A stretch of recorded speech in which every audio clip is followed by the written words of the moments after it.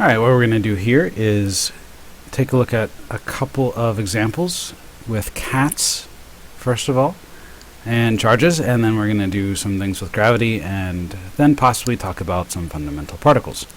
So, the first thing here is that we have two cats, and I've chosen cats for a very particular reason.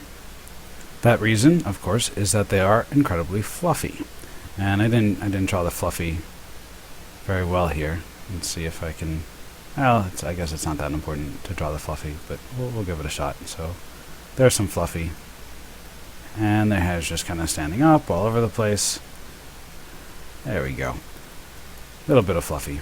And the reason why this is important is because the fluffier it is, the more charge we're going to be able to store on there. And we're going to try to store a lot of charge. We're going to actually try to put on 1 Coulomb. Let's do a plus 1 Coulomb onto this cat. And let's try to do a minus 1 Coulomb onto this cat. And we're choosing to do 1 Coulomb charges to give you an idea of how big or how strong the forces would be. And of course, using some logic and reasoning, we can figure out that the force will be in equal but opposite directions. Well, they'll be the forces, if I call this cat 1 and this cat 2, the force on cat 1 will be equal but opposite to the force on cat 2 because Newton's third law. Now, what I can do is I can go ahead and set this up to solve for the force, let's say the force on cat 1 from cat 2. So that will just be, we'll use k for now. As we get into more advanced problems, we'll typically use 1 over 4 pi epsilon naught, but it amounts to the same thing. And we'll do q1 times q2 over r squared, and r is just the distance between them. So let's say that the distance between them is exactly 1 meter. So we're making everything very, very simple here. And I've done this to illustrate the point so that nothing else really clutters it up and gets in the way. So the force we're looking for here is force 1 on 2 is that one up there. And k is just 9 times 10 to the 9th. And then I have 1 times negative 1 divided by r squared, which is just 1 squared. And if I want to be very particular here, I'll put the r hat down. And r hat is actually going to be this way. This is where r hat will be. It's directed from the source of the force, you could say, to the object of the force. And if we're looking at the force exerted on cat 1 by cat 2, our r hat would be directed to the left. And that amounts to negative 1 then. And so this is pretty straightforward. We get negatives go away, which indicates a positive directional force. And we just get 9 times 10 to the 9th newtons. This is, of course, a phenomenally large amount of force.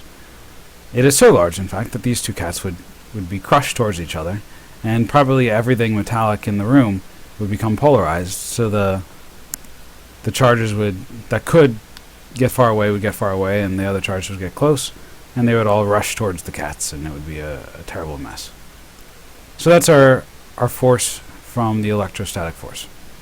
What I'm going to do is I'm going to do a different example now, where we have, I'll call this M1, and I'll call this one over here M2, and each of these will be equal to 1 kilogram. We can't do anything really with positives and negatives because it's mass, but we will set the distance between them equal to 1 meter. So we have 1 kilogram mass is 1 meter of force. I'm sorry, 1 kilogram mass is 1 meter of distance between them. If we look at the force of gravity from 1 on 2, and this was, rightly speaking, the electrostatic force. So the force of gravity on 1 from 2, you would have the opposite of big G, m1, m2 over r squared, and if we want to once again be very particular, we would have our r hat vector, which would actually be like that long. And then we just plug in and we solve. And we get the same type of effect. We get the same force direction out, so our force 1 to 2 will be this way, negative, and this will be negative 1 again. So we get 6.67 times 10 to the negative 11th times 1 times 1 over 1 squared times -1. Negatives cancel out, and we get this amount of force. So what this tells us fundamentally is that the electrostatic force is about 20 orders of magnitude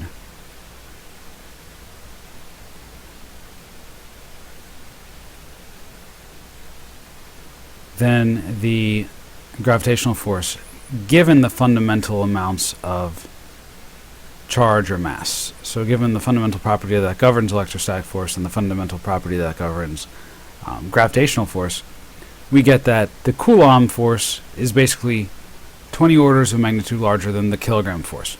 And this tells us a couple of things. First of all, it says that the Coulomb is a massive amount of charge. Anything that's going to give us 9 billion newtons of force with just one in two different locations is a huge amount of stuff to get in one place. And it's something like 10 to the 18th electrons, so it's just a massive amount. What we're going to do next is we're going to actually look at protons and compare the forces that they experience due to the electrostatic force and the gravitational force. Alright, what we have here for the proton are just some basic characteristics, and I've done a decent amount of rounding here. This is a little bit hard to see. It's what I meant to say here was that that's 1 times 10 to the negative 19th coulombs. It's really 1.602 times 10 to the negative 19th coulombs is the charge of a proton. And the mass is on the order of 10 to the negative 27th. Also, it's really actually close to 10 to the negative 26th. So I'll probably actually use that for this example, because it's fairly close, I believe. So we have, these are the orders of magnitude of the electrostatic charge and the gravitational property, 10 to the negative 26 kilograms. And you take these two protons and you put them near each other, and they have a set distance, which doesn't change depending on whether we're using electrostatic or gravitational. I'll just call it R for now, for the sake of ease. And then if we go to find the electrostatic force between one proton and the other one, we're going to have K. We're going to have E squared over R squared. And we'll neglect the R hat for now, even though we know that these forces will be away. They'll be repellent forces. And actually, I'll leave that there for now. The next bit that we have then is if we look at the gravitational force, we would have, and I'll dispense with the negative because it's not terribly relevant, g times the mass of the proton squared divided by r squared. And now if we do a ratio of these two to get an idea of how much bigger is the electrostatic force experienced by the protons compared to the gravitational force experienced by the protons, I get something that looks like, well, the r's are going to cancel out. So I'm just going to get k e squared divided by g mass of the proton squared. And at this point, I'm just going to do this in terms of orders of magnitude. We already knew that this k value was about 10 to the 20th orders of magnitude larger. And then if you look at these two numbers, this is about 10 to the 7th times larger, squared. So it's really times 10 to the 14th, which gives us something on the order of 10 to the 34th times stronger. What this tells us, if we're studying subatomic particles, is that gravity, it's not even just like a rounding error.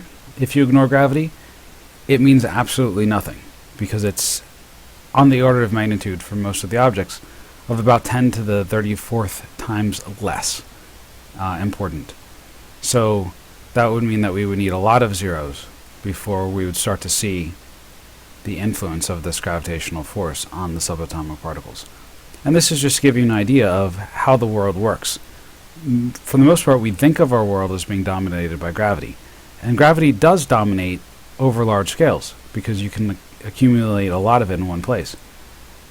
With the cat example, the problem is that once you start to load up a lot of charge in one place, other things that have charges are going to polarize themselves to try to cancel that charge out. Things will fly towards it. The air molecules will rip apart to give extra electrons to the positively charged cat and extra protons to the negatively charged cat to try to cancel it out. The mass-related forces are much smaller, except on huge scales, where ripping things apart isn't really all that likely to happen. But on the subatomic scale, you can see that the electrostatic force completely dominates interactions.